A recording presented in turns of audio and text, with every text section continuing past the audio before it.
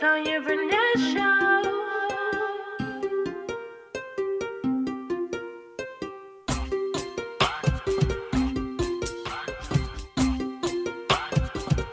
It's the Tanya Barnett Show. It's the Tanya Barnett Show. It's the Tanya Barnett Show.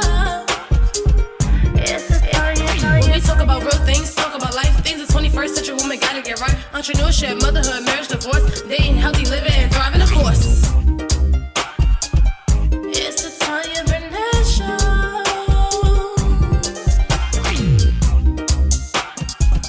It's the Tanya Barnett Show. Hey there, this is Tanya Barnett, the host of the Tanya Barnett Show, where we discuss the unique challenges of the 21st century women. So buckle up and get ready, sister, to get your life right. It's the Tanya Barnett Show. It's the Tanya Barnett Show. It's the Tanya Barnett Show. It's the Tanya. Hey everybody, this is Tanya Barnett, your host of the Tanya Barnett Show. I am so excited that you decided to stop by today. Make sure you share this out. If you're catching this on YouTube, make sure you share this with your friends and family. Subscribe. Make sure you let people know about the Tanya Barnett Show, where we talk about all things that pertain to the 21st century woman and our unique challenges. My special guest tonight is fantastic, y'all. You're going to love her. She's doing fantastic things that are near and dear to my heart. She is empowering our young women, something that you all know that I am very passionate about, and I cannot wait to share her with you. But I wanted to let you all know that I am thankful, so very thankful for you all hanging with me, hanging tough, hanging tight. People emailing me, sliding in my DMs, saying how much you appreciate the Tanya Barnett Show. And I want to let you know I appreciate you, because I would not be here if it was not for you. So thank you so much. Thank you for all my guests that I've had up to this point. I have some fantastic women, just like my guest tonight, that are just going to blow your socks off. So if you are ready, I'm going to take this quick break. We're going to come back with She's Gotta Have It, where I feature my favorite Black businesses. See you in a little bit here on the Tanya Barnett Show.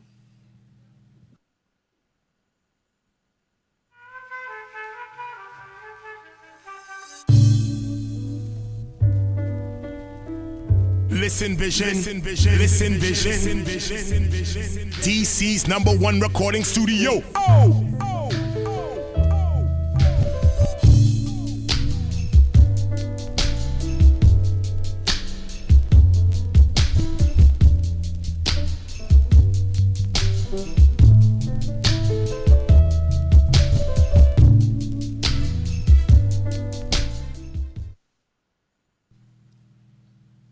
Hey everybody, this is Tanya Barnett, the host of the Tanya Barnett Show. I am so excited about this segment, which is She's Gotta Have It, where you know I share with you a Black business that I have to have, a Black entity, a Black organization, a Black author, whatever it is made for us and by us. So my shirt that I have on today, it is so appropriate for today.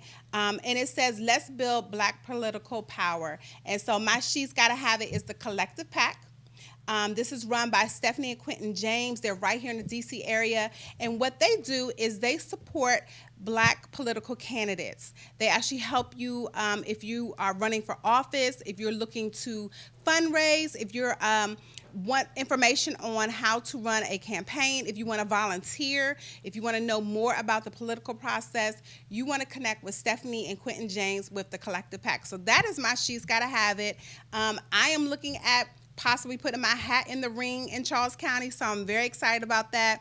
And so I've already reached out to Stephanie and Quentin, gotten some information. So I'm really excited about what they're doing for us. And the fantastic thing about it is if you go on their website, you'll actually see candidates that they've supported, that they've fundraised for, and a lot of those candidates have won. So I'm really excited about the Collective PAC. collectivepac.org. It is for people of color.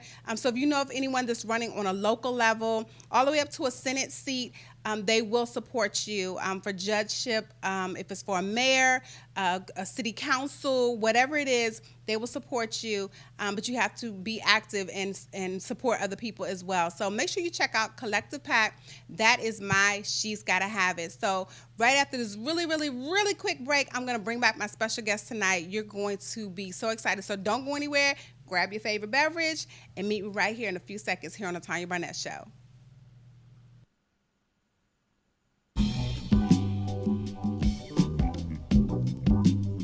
Listen Vision. Listen Vision. DC's #1 recording studio.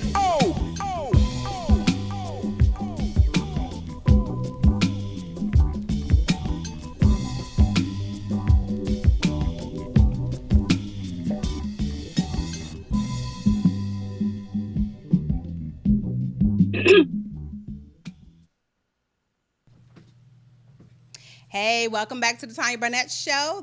I am your host, Tanya Barnett, the flyest talk show on the internet.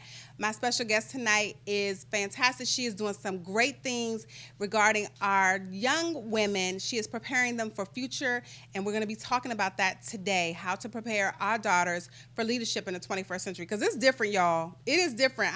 I'm an 80s kid. I was born in the 70s, but, grew up in my formative teenage years in the 80s.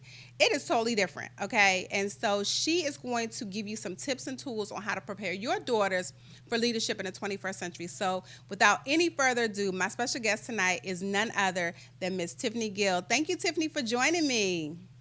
Thank you for having me, Tanya. My pleasure. Welcome to the Tanya Barnett Show. I am so excited that you decided to take time out of your very busy schedule, because your resume is like forever days long. And so I am honored and so very happy and thankful that you said yes to being my guest tonight. No, I am thrilled that you thought of me. Thank you so much. Awesome. So for those people who don't know about Tiffany Gill, can you give them a little snippet about who you are? Sure. So I guess the biggest bulk of my career life has been around the nonprofit world. I've been in the nonprofit arena for about 16 years in various capacities. I stepped out probably in 2014 and decided to do some consulting in that arena.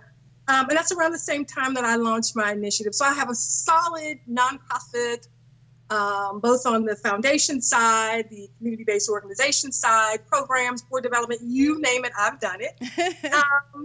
I also do a lot of writing. So I'm working on a book. Yay! Yeah, girl, that's a story. But yes, that's 2019. I do a lot of public speaking around not only the nonprofit world in general, but specific to Black women and girls. So that's who, though, I'm a Black woman who cared, who was fortunate enough to grow up in an environment where I was surrounded by lots and lots of powerful women that I had access to, and all of that feeds into who I am today. Awesome. And you know what? It's so funny because when I was checking you out and reading on your bio, and I've been following you for a while, especially Black Girl Unscripted, I saw that we have a love for African American history. And so that just I'm like, yes. I'm obsessed with our history because we're so powerful. And that's the whole purpose behind the Tanya Barnett Show. I'm featuring today's history makers because we're making history today, and we need to be celebrated today, and it needs to be acknowledged today.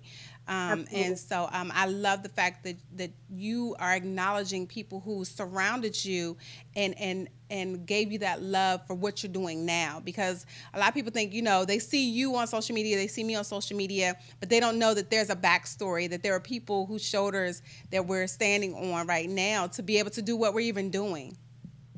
Sure. Always a backstory. And you got to remember that. Absolutely. So tell us a little bit about Black Girl Unscripted and how that got started. So I officially launched Black Girls Unscripted in 2013, early 2013. I had just learned about the attempted suicide of my former mentee. She grew up in the DC area, was living in Texas with her dad, and had come back to the DC area and wanted to connect with me. So we did. And when I saw her, her whole demeanor changed. I mean, she was a totally different kid from the young girl that I remembered mentoring a few years ago. And we talked, and she finally showed me her wrists. She had slits. So there were keloids there. And I asked her what happened. And she said, well, I tried to kill myself. And so we talked for hours and hours about what was behind that. So outside of the mental health piece, which is a huge factor, and that's something else really, really need to shine a light on. What she shared with me was that she didn't feel pretty. She didn't like her features. She's a dark brown skinned girl and very natural hair and wide nose, very Afrocentric features. She didn't think the boys liked her. But one of the most profound things she said to me, Tanya, was that she didn't think there was anything good about growing up to be a Black woman anyway. Wow. So yeah, I digested that, and my drive back home was a very emotional one.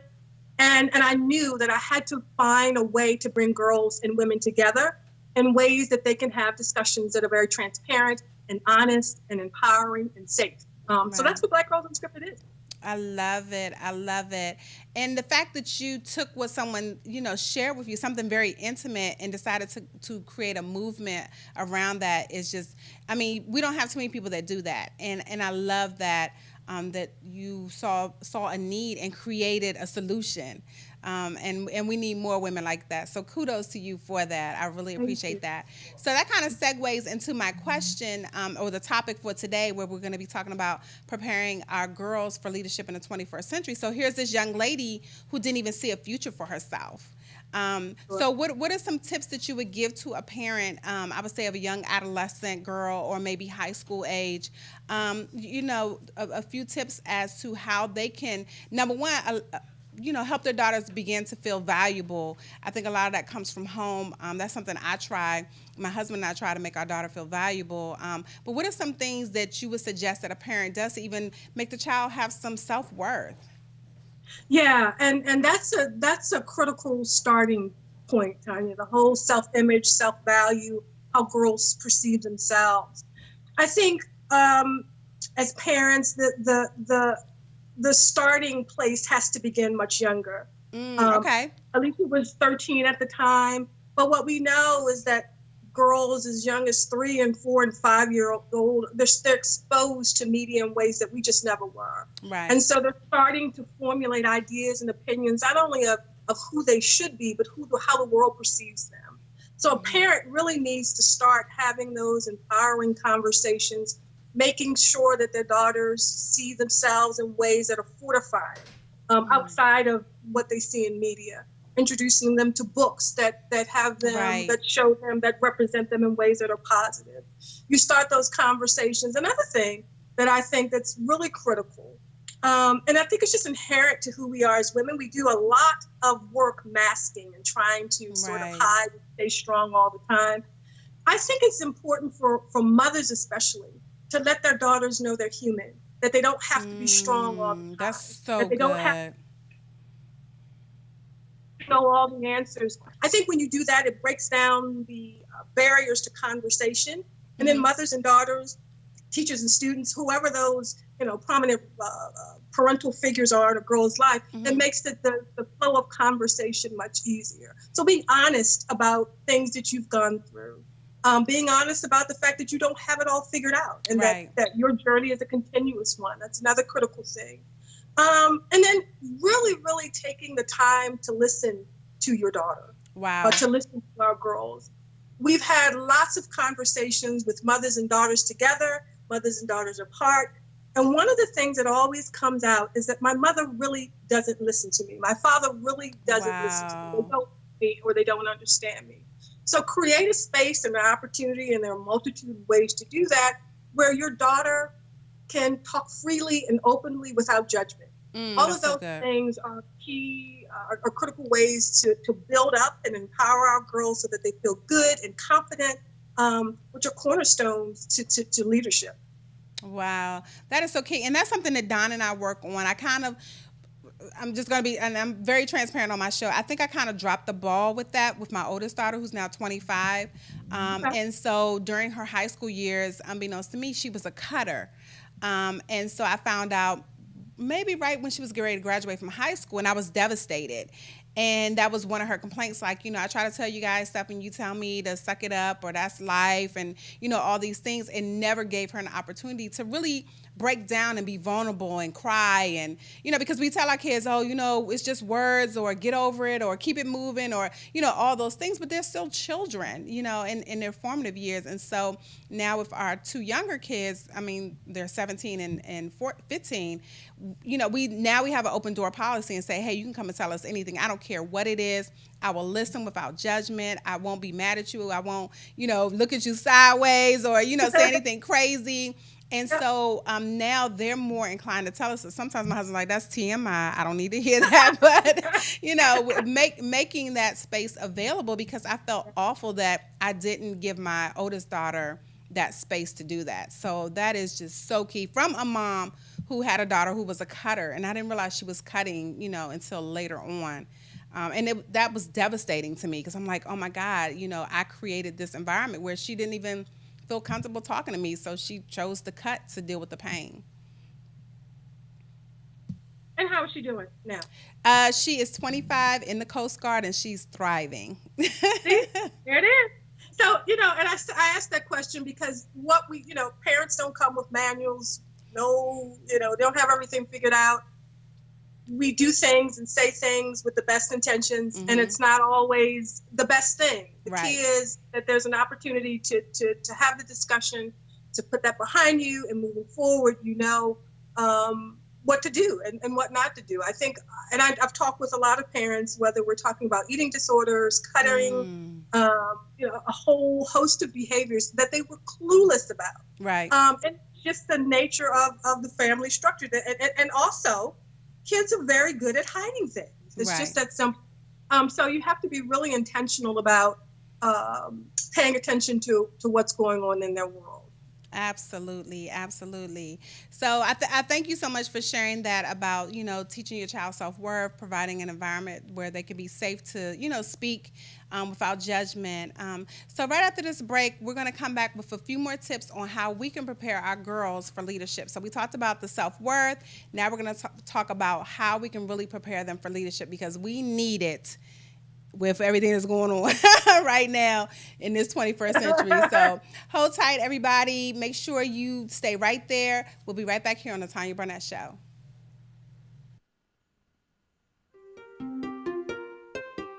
Listen vision, listen vision. DC's #1 recording studio.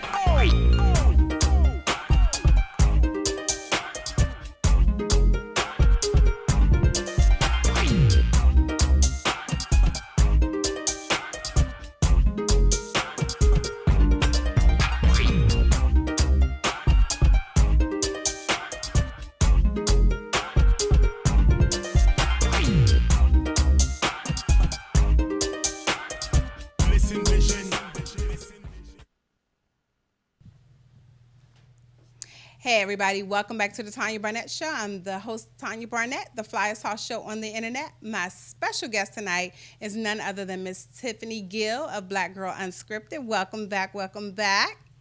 Thank you. Awesome. And our topic tonight is preparing our daughters for leadership in the 21st century. So Tiffany, when I gave you that topic, what was the first thing that kind of came to your mind with preparing our daughters for leadership in the 21st century? Because it is so needed today. We're seeing people, the older generation, leave and things of this nature. What do you think we need to do to prepare our daughters for leadership? So I'll tell you, the first thing that came to my mind, Tanya, was, how do we prepare all girls for leadership? Okay. And then sort of reshape this definition of leadership. Okay.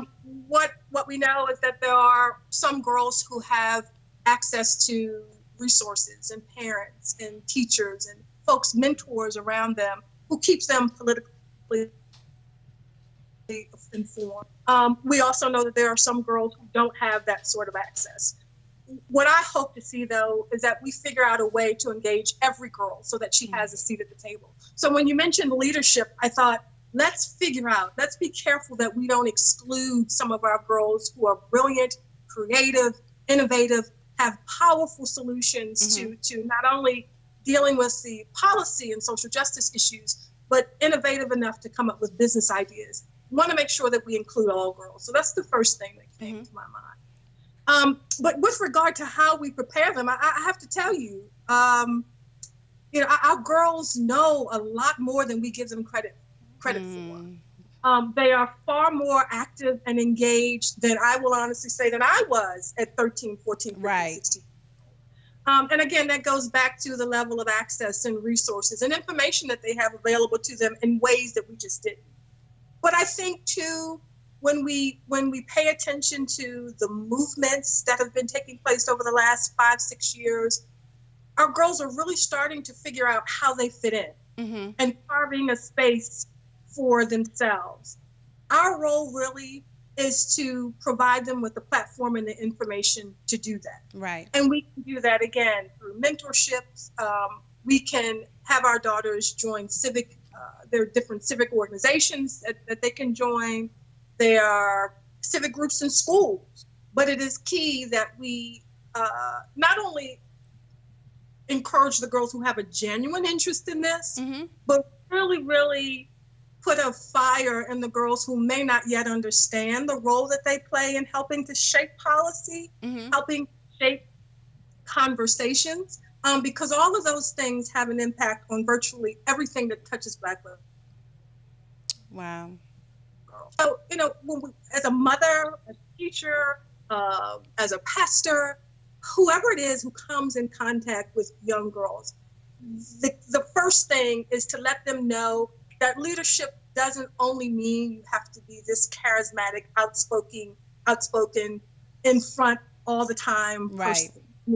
That's not what true leadership is. Leadership means that you have the ability to think, you have the ability to research on your own and find out answers. You have the ability to speak eloquently and intelligently about a particular subject. Leaders are less likely to become followers, and they're not necessarily concerned about people following them. They really are focused on transformation. Right. So helping our girls understand what leadership really, really means, so that they can look within and say, hey, yes, I do have some of the qualities of a great leader. Right. Putting wonderful leaders in front of them that they can have direct access to and have conversations with. All of those things are critical tools to preparing girls to take on leadership roles in their community, in politics, in their home, across the board. Right. And it's so funny because with my youngest daughter, I explained to her how she shows leadership in the community, because she's like, Mom, well, I'm not National Honor Society. I'm not. So for her, she thought leadership was all of these societies and organizations. But I said, okay, you're a cheerleader. You're the one that the coach goes to choreograph the dance sequence, and everybody, you're teaching everyone the dance sequence. I said, that's still leadership. You have to be able to command people's attention. Absolutely. So even if it's in sports where you're the team captain, or, you're someone who's calling the plays, or, things of that nature, I think it's important for our girls to understand that leadership comes in all different forms as well, not just civic. And that's something I had to get my daughter to understand, because she kind of felt like, well, I don't have leadership qualities. And I said, hey, you've been in Girl Scouts since you were in 4th grade. Now you're in 12th grade. You're a Red Cross certified babysitter. You babysit people because of that certification. So you have some leadership skills. So I think even changing the narrative about what leadership looks like, because they may think Hillary Clinton, or Oprah, and it may very well just be the person who is organizing those files to make sure that Hillary Clinton needs what she has, has what she needs. So, those are things too. Absolutely. They're all critical. Sure. Absolutely. Awesome. So I want to ask you a really quick question, because I'm intrigued by what you all do at Black Girl Unscripted. So you do several things, and can you share just some of those things that if a parent wanted to reach out to you and went to your website and they're looking for some type of help or support in the leadership space, what can they find if they were to reach out to you? So there are a couple things that we do through the organization. We host what we call BGU circles. Okay. And those are in partnership with both Prince George's County and Baltimore County Library Systems. So girls come together and we have discussions around all of the important topics and issues that are of importance to them. Okay. We talk about them at length, and then we give the girls an opportunity to propose solutions to those problems. So we will be restarting those in May of this year. Okay. We also work in conjunction with schools. So we have school partnerships where it's a little bit different, and it's not as focused on the leadership piece. It's more focused on the self-esteem and media literacy piece. But it's a journaling program where we allow girls to tell their stories. And we really, really drive home the importance of writing out how they feel. We've gotten so attached to social media and the quick texting and all those things. In this program, we encourage girls to pick up a pen and write their stories. It could be short stories, they could be fictional, non-fictional, introspective pieces. As a way of healing and dealing with some perhaps emotional turmoil. And that's been a very successful program. We also have our intergenerational programs that we call Cupcakes and Conversations, where we have women and girls in the same space, again, talking about important issues, feeding off of one another, listening to one another, learning from one another. And that, again, is another way to get girls excited about the possibilities that they have. We have 2 professional speakers as part of those series. So say, for example, if you're interested in politics, we've had a politician come and speak to girls about what that political career really looks like. And so we're in the room who may have had some interest, got an opportunity after the event to have one-on-one conversations with her. And we mirror those across the city. We will be relaunching our BGU ambassador program, where we're asking women to host these cupcakes and conversations in their respective cities.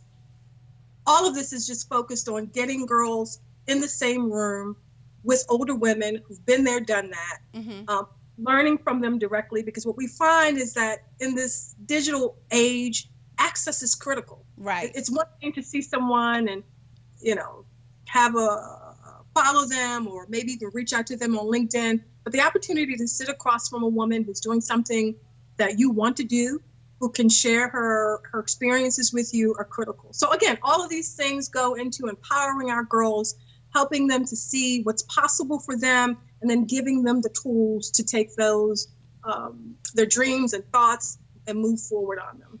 I absolutely love that.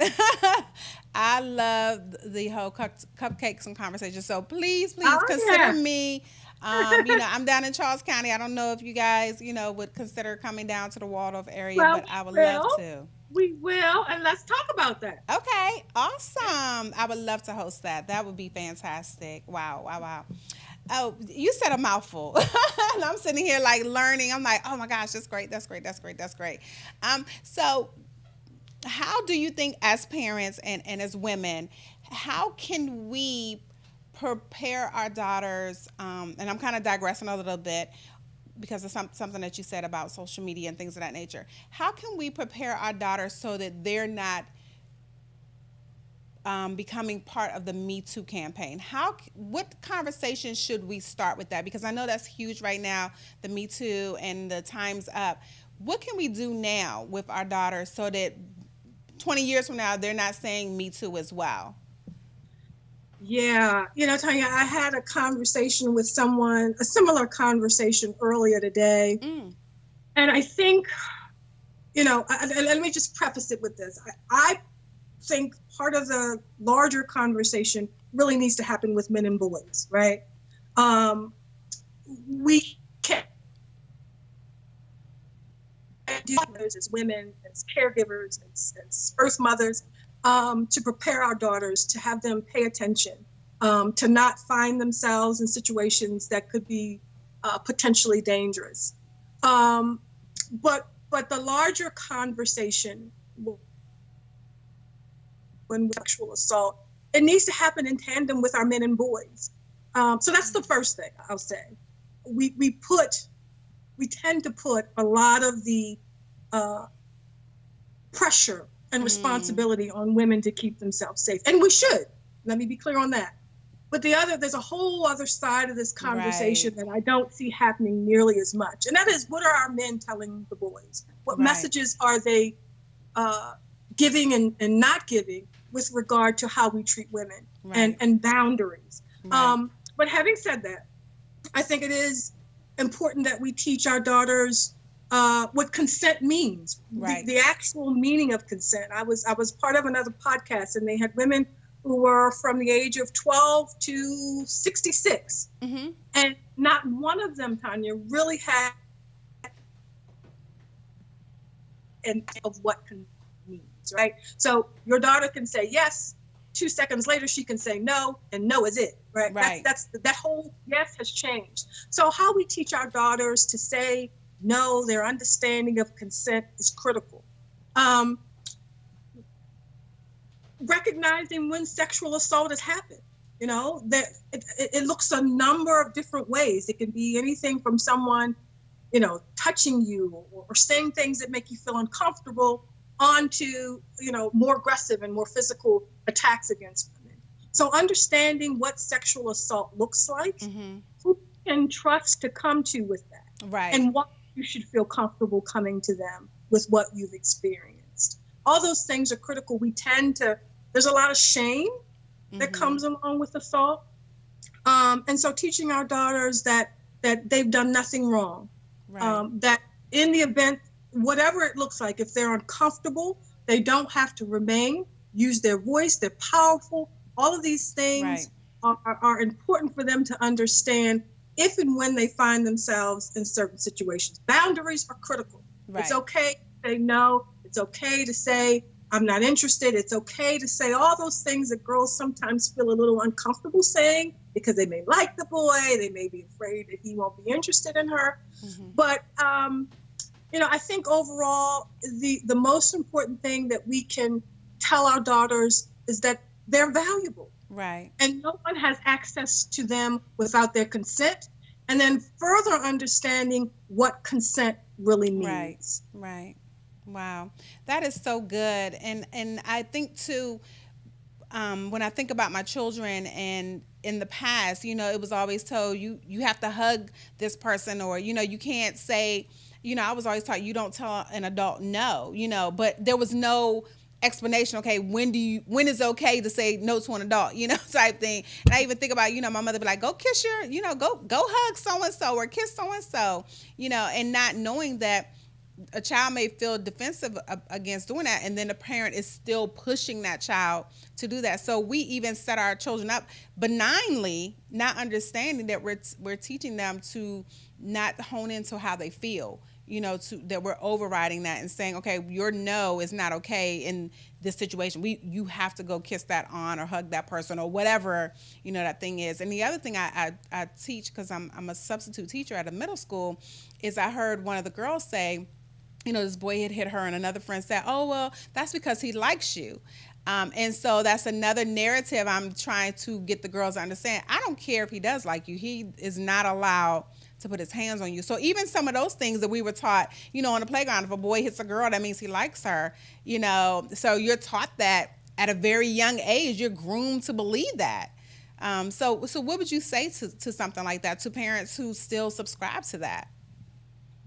Well, to parents who still subscribe to that, that's dangerous. And you really are setting both your son and your daughter up for disappointment. You're setting your daughter up, if you say a boy who hits you is an indication that he likes you. That's a very misleading message to give to your two daughters. It almost says it's okay. It absolutely says it's okay. Mm-hmm. And there's no reason for any male, any boy, any man to put his hands on a female under any circumstances. But it also sends a message to boys that this is the way that you show that you care or have a level of interest in a woman.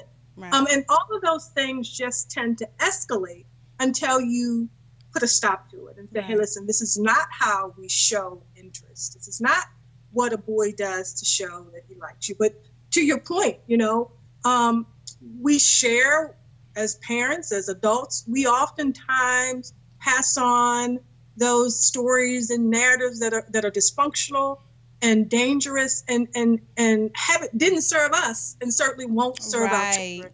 So it is important that we do those self-checks, and we have to do those often. Mm-hmm. Yeah, because I remember my youngest daughter, she would not hug anybody. She would stand behind our legs all the time. And my husband like, you need to teach her to, not be so shy and this and that. I'm like, babe, that's just how she is. She's just shy. But for his family, they were offended by that. Like, that child, she's stuck up or whatever. And she just was not for all that, hugging and come see. It's a personality, and that's just fine. That's right, just fine. Right.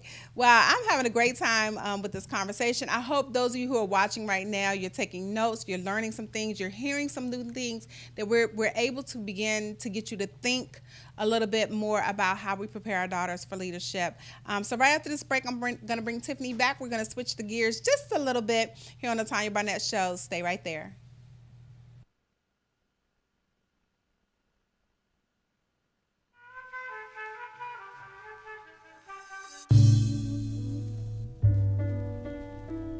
Listen Vision, Listen Vision, DC's #1 recording studio.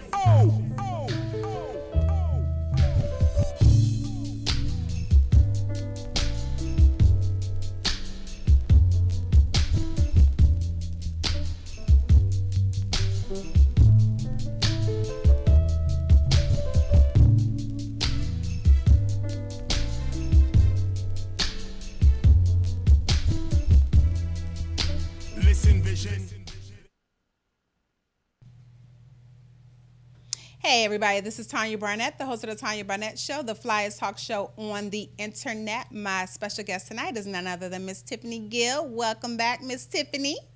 Thank you. Having a ball. Awesome. You have laid a lot of information on us. And I think it's time we have these conversations, these real honest conversations where we say, no, we're not going to subscribe to those old way of thinking and doing, because like you said it has not served us well.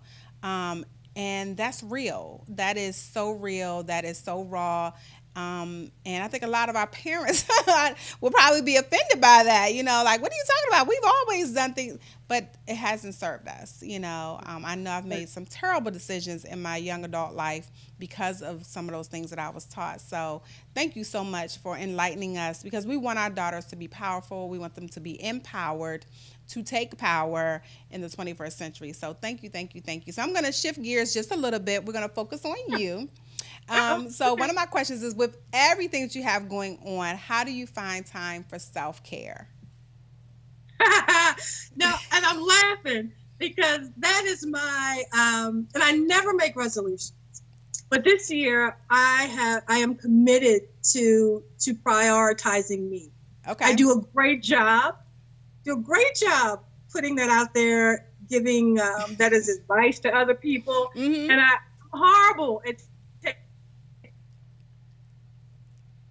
my own intentional about taking time out for self-care. And for me, that's something as simple as reading a book, getting my nails done, hanging out with my girlfriends, having lunch with my mother. Real basic, right? Real basic stuff is what I do for self-care. But I am very focused on making certain that I make time for that. Last year was rough for a variety of reasons, but it was personally because I was exhausted, just on the go. And the organization is still growing, right? So that go wonderfully, and then next week not so great, and it's topsy-turvy, and as it is with growing any business. So this year, it's all about taking some time, shutting down early, not burning the midnight oil like I used to do. Having a more, I guess, a regular schedule. That's something that, and I just no matter what happens, finding moments in time just to smile and be joyful and grateful every single day. And we're still early on in the year, but I've done it, and I'm committed to staying on track. Okay. Awesome, awesome. So you just put it out there for all of my viewers. So we're gonna hold you accountable, okay? but that is one of the things, you know, I have challenged myself on as well. There were times where my eyes were burning because I was so exhausted. And so I started this year off saying, you know what? I'm unplugging everything 9:30, 10 o'clock. I'm done. So whether it's I'm reading a book or I'm catching up on something on Netflix or whatever, and giving myself permission to do that, because I'm telling you, the first couple of days I felt like a slacker, like, oh my gosh, I could be doing this, I could be doing that. You know, everyone else is grinding and hustling and all this other stuff, but I was exhausted when I did that last year. I mean, I ground. I mean, every time you turn around, I was gone. I was doing something, speaking somewhere, whatever. But I was exhausted and I wasn't enjoying it. And then I was kind of Lulu in the head. So my memory was terrible because I was so exhausted. And so, I have been struggling with this the 15th of the year, 15th day of the year. And it really has been a struggle when I turn off, where I feel like, oh my gosh, maybe I could send, you know, a few more emails or whatever. And it's like, you know what? It'll be there in the morning. It'll be there in the morning. Yep. Absolutely. Yep. And that's what you have to tell yourself. Absolutely. And so, you know, with that self-care, and I'm glad that you gave us some tips, what are some suggestions that you would give to, say, you know, a woman who is right now in that grind, in that hustle, who is saying, you know what, Tiffany, I hear what you're saying, Tanya, I hear what you're saying, but I got, you know, I'm not where you guys are. What would you suggest to those women?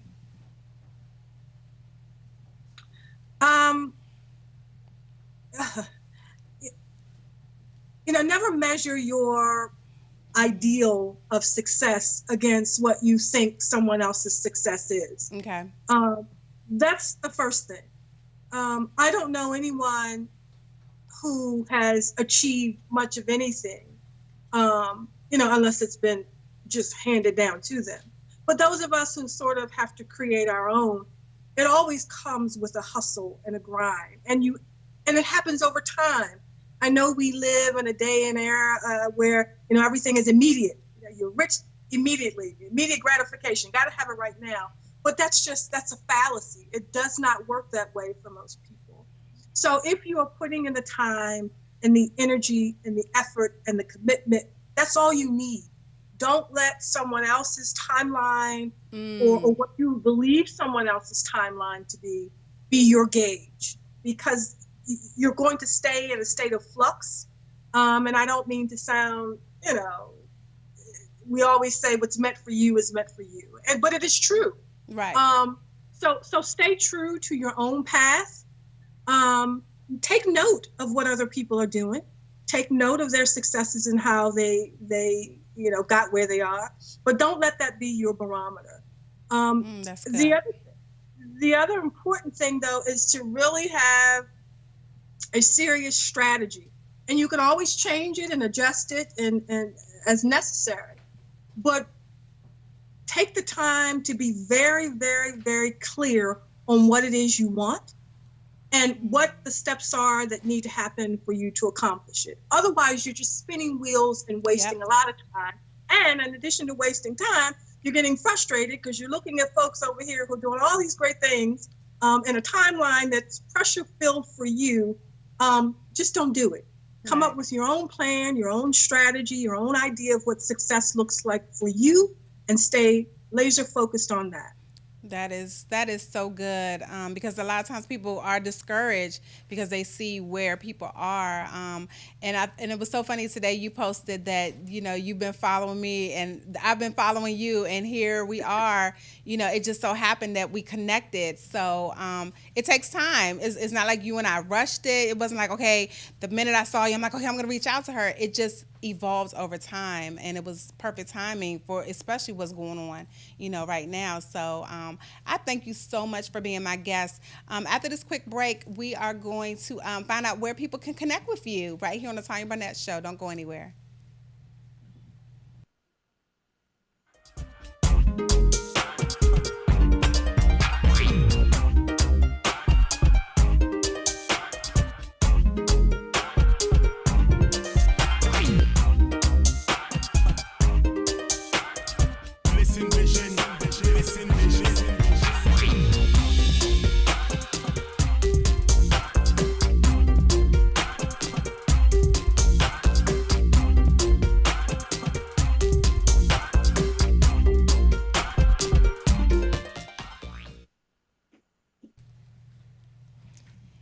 everybody, this is Tanya Barnett, the host of the Tanya Barnett Show, the flyest talk show on the internet. My special guest tonight was none other than Miss Tiffany Gill. Welcome, welcome, welcome back, Miss Tiffany. Thank you, thank you. Thank you so very much for being my guest tonight. So can you tell everyone where they can reach you, how to connect with you? Sure, and sort of if I can piggyback off of something you said in the last segment, you mentioned about sort of a mutual admiration. I don't think we tell one another enough how proud we are. I want to say to you, I am so proud you created, identified a niche in the relationship world and made it your own, right? It's huge because who doesn't need advice? Right. Who doesn't care whether you're single, been married for 50 years? There's things that you just don't know and you miss. So I am so proud of you, your mission, what you've built and created as a result of that. So I just want to go on record saying that. Thank you. Thank you. I'm honored. Thank you so much. You're very welcome. You're very welcome. I'm very proud of you. But with regard to how folks can find us, we're all over social media at BGU. I'm sorry, at BG Unscripted. Okay. Visit our website. We are www.blackgirls with an S unscripted.org. Take your time to peruse our website. It's a beautiful website too. Oh my gosh, it is chock full of information. Beautiful. Appreciate that. Yeah. And as I mentioned, we've got some pretty exciting things rolling out this year. A membership program will be rolling out in March. And you mentioned history. So one of the things that we're doing is partnering with 5 museums across the nation to host a museum event specifically for girls of color. And I'll be talking more about that in the months to come, but that's pretty exciting. So we're connecting girls to museums, girls to scholars and authors and all things history. So we're really excited about that. But, again, visit our website, www.blackgirlsunscripted.org. Sign up for our newsletter, and we'll keep you abreast of all the things we've got coming up in 2018. Well, thank you so much, Tiffany. I am honored to have you. You are a wealth of information, a wealth of knowledge, passion, drive for our girls. And so I just want to honor you for all you're doing to make sure that our African-American girls and girls of color have that support that they need, that mentorship, self-worth, value, and just, fantastic programming coming from one organization. And so thank you for leading that charge. And those of you who are watching, if you want to participate, not only just have your girls involved, but I'm sure those of you who are watching can participate and have something of value to offer. So make sure you reach out to Tiffany and support her fantastic organization, Black Girls Unscripted, website blackgirlsunscripted.org. And so, Tiffany, I will talk to you on the flip side. Thank you so much again for being my let's guest. Make sure we talk about getting together, Tanya. We're happy to come to Charles County. Okay, yay. Awesome. Thank you so much. So we're at this break, you guys. I'm going to share with you my brand new book, Today's History Makers, 21st Century African American Female Entrepreneurs, right at this break. Talk to you later, Tiffany. Take care. Thank you.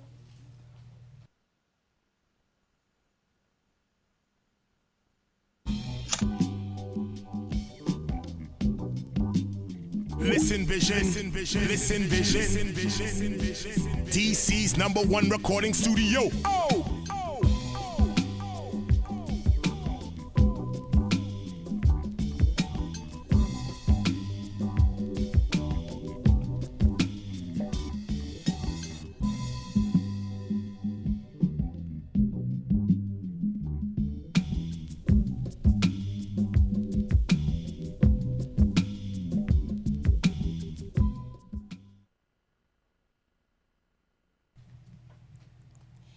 Hey everybody, this is Tanya Barnett, the host of the Tanya Barnett Show, the flyest talk show on the internet. I was super inspired by my guest. I cannot wait to connect with her and actually be boots on the ground with her organization, Black Girls Unscripted. So make sure you check her out, Tiffany Gill. She is doing some fantastic things for our young girls.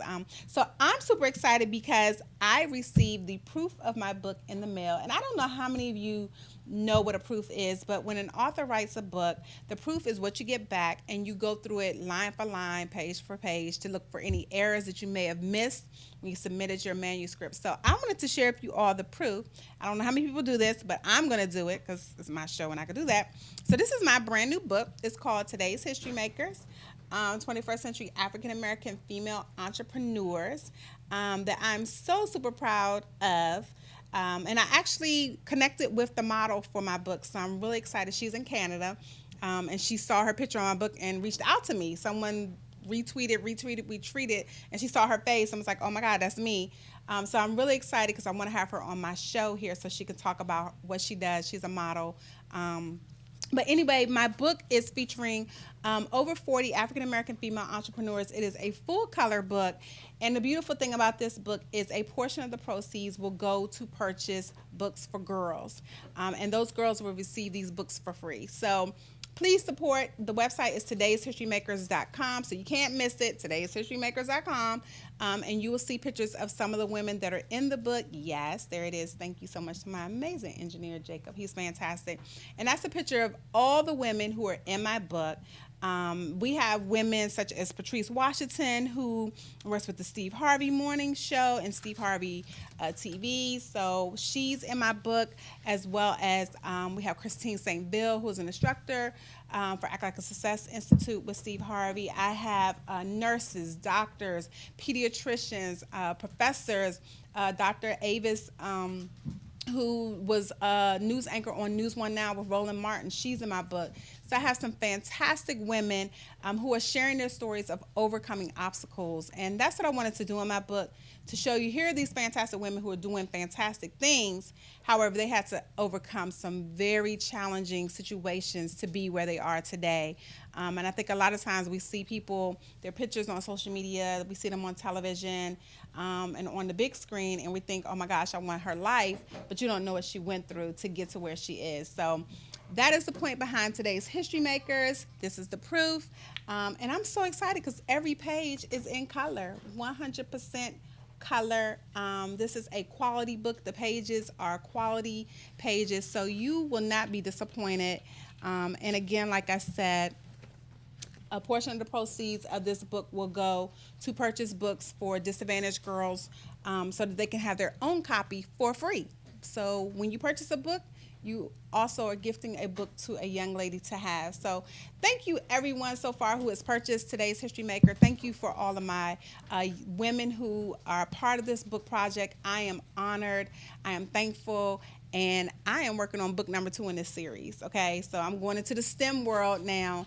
So STEM, ladies, I'm coming after you. Those astrophysicists, astronomers, geologists, I'm telling you, I've met so many fantastic women who want to be in my next book. So I'm going to be featuring them because we need to know about these black women who are doing the darn thing. I can't go past algebra, but these women are teaching at NASA. So I'm excited, and they're young. I don't think anybody in my book is over 50.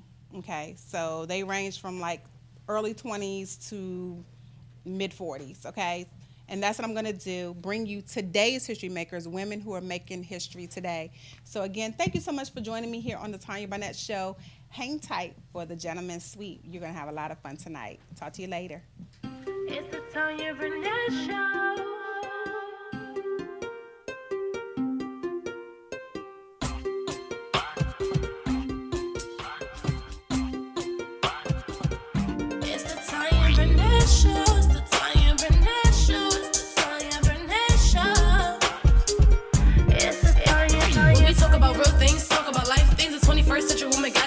Entrepreneurship, motherhood, marriage, divorce, dating, healthy living, and thriving, of course.